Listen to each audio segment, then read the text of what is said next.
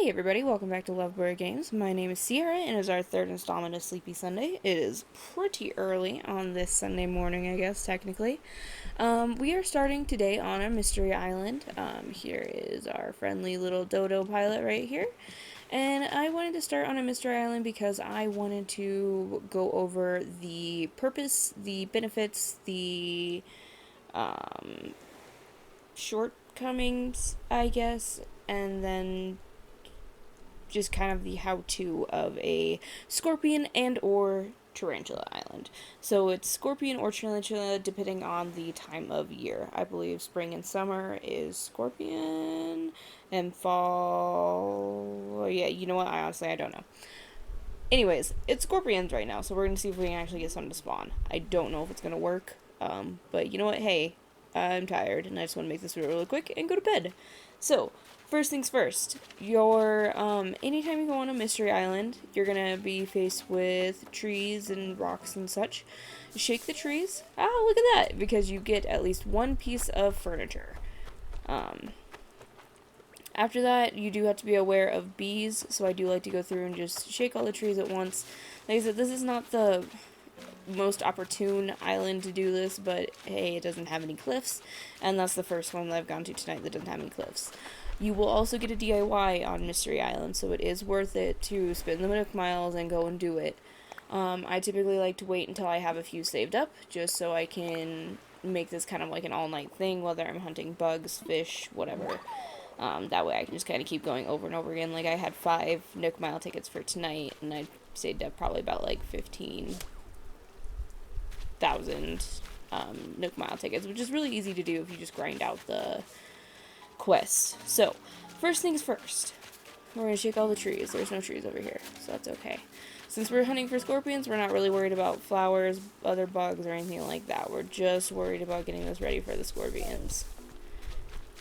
And then we're going to shake, shake, shake, shake, shake. You will still get wasps, so even if we don't get any on this island, you'll still get them. So don't think that you won't. Always have your bug net out. Well, there we go. Okay. Did you guys see how I did that? I also wanted to go over how I did that there.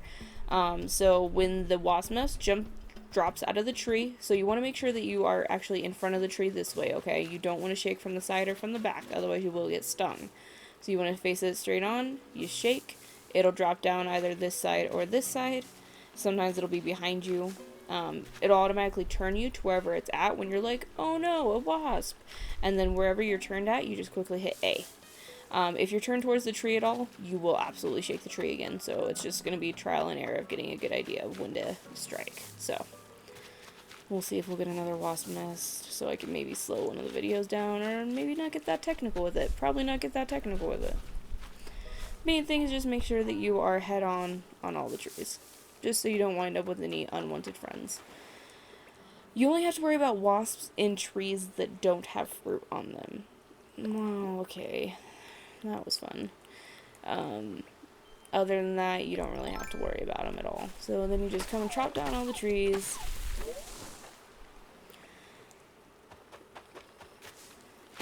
Yes, even the ones with fruit on them, you're going to chop down all of them. This is also how I found the fastest way to do any of these islands like this as well.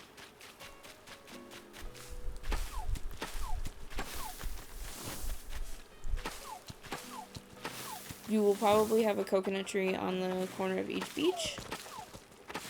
You don't want to miss them, otherwise it will still throw off the spawn rate.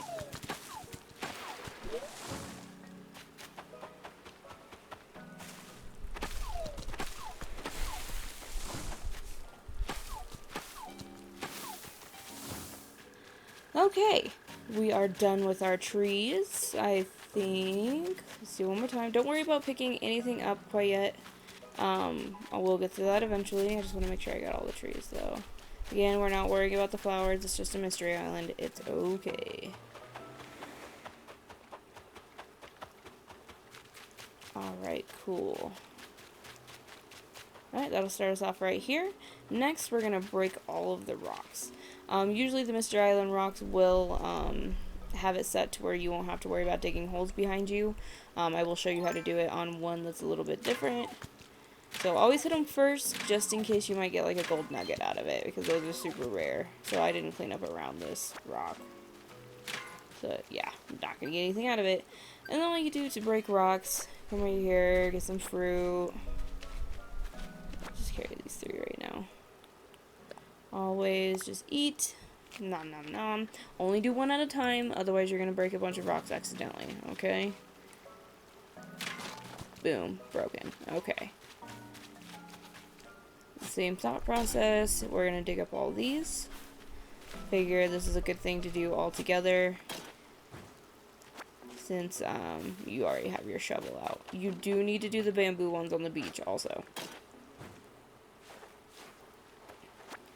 So essentially all you're doing is you're clearing out the entire island of everything that could possibly cause another bug to spawn. Anything at all that you can think of that would cause another bug to spawn. So I'm going to go through and hit all of the rocks and dig up all of the stumps, and I will get back with you. Alright. Hi guys, cutting back in real quick on the breaking the rocks. I wanted to show you guys the most productive way I have found to be able to, so you're able to get the full 8, is you do 1 directly behind you and 1 just off to the right like that. You can do 1 over here, but I found doing it like this works just fine because I just back up like so. See? And then you never miss out. You just gotta make sure that you clear a little square path around the rock. And there we go. Alright.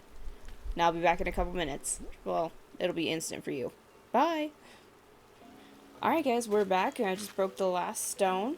After that, we're basically just going to go pick up everything we left on the floor and fill up the holes. So I'm going to do that, and I'll meet you back here. Oh, we're also going to pluck the flowers. You don't have to dig them up, you just have to go up and hit Y, and you'll just pluck them, okay? Alright, we're going to do that, and I'll meet you back real quick. Bye! Cutting back in real quick, guys, because I remembered I didn't tell you an important piece of information. You need to pick up the weeds, too, because that totally counts. And then we're going to talk about this bug later, so don't let me forget. Thanks. Alright. Back to picking stuff up. Alright, we're back. Right about now, your island should be looking pretty barren. It should just be picked flowers, basically, is the only thing that's left. We're just going to run through real quick, see if I missed anything. Make sure you check up here, too. Oh, see, look, I always miss something on the dead darn beach. It never fails. Yep, gotta pick up everything, gotta cover holes. I don't think you necessarily need... Ooh, that's a big meaty fish. Let's get the big meaty fish, shall we? You have a higher chance of getting mystery fish on an island, and then you have an extra chance of getting certain ones if it's raining. So, ooh, it's got a big vibration. Let's see. It's a sea bass. Yay. Oh, bye, fishing pole.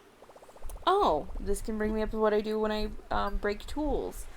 So if you break a tool on an island, you can, if you have at least 100 Nook miles on you still, you can come over here to, I don't know, one of them, Wilbur, there we go. And you just talk to him and just say, I need tools. Brings up how many Nook miles you have. I have 4,000 right now. Each of these cost 100.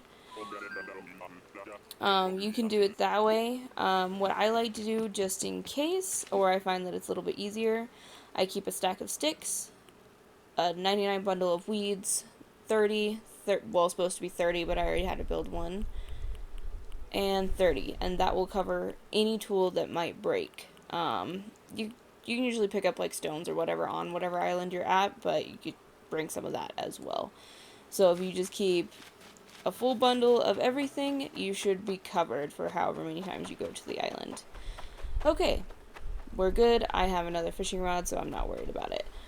Next step, everything that you just picked up, you're going to deposit onto the beach. So we're going to, well, any fish, if you don't want to keep the fish, you got to throw them back. But yep, you're just going to drop everything on the beach. So I'll see you when I'm done with that. Bye! Okay, and we're back. So yeah, when I said everything, I mean everything. What I keep on me is any fish I want to keep. These are worth a pretty penny, so I definitely keep those. And any tools that I feel are going to be needed. I definitely keep a ladder, and I keep a vaulting pole. Just keep those on you. Trust me, you will be fine without 16,000 bells. I promise. Okay, so you are definitely going to need your net, quite obviously, just because scorpions can start spawning at any point now. We have technically triggered the Scorpion Island with taking everything off of it. Now, there are a couple of things to take into consideration. You have to look out for wharf roaches, which are hang out on these little rock thingies, as well as, let me see if it's still over here. Probably not, because I want it to be right here. These guys. This is what's throwing off my spawn rate here. This is what's going to throw off your spawn rate too. If it's not the wharf roaches, look out for the giant Chinese, or just giant water bug. Sorry, I thought it was the Chinese beetle. I don't know what I was thinking about. They will spawn in rivers, so you're like, if you can't get like a specific like scorpion or tarantula island, which is super rare, your next best bet is to go for one that doesn't have a river, i.e. like a rock island or a bell island, or if you get super lucky, just a scorpion island right off the bat. But basically you just run around and make sure, well, you don't want to, you can sprint, but that's probably going to cause them to attack you. So I would just walk, probably just sprint where you can see pretty open. I usually like to keep my view up like this, just so I can get a better idea of where I'm going. But as you see, they spawn a lot. So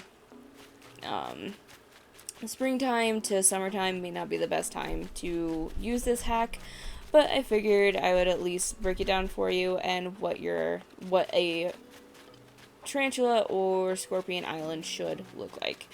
So if it wasn't for these water bugs, this would totally work. I've absolutely used this as a scorpion or tarantula island in the past.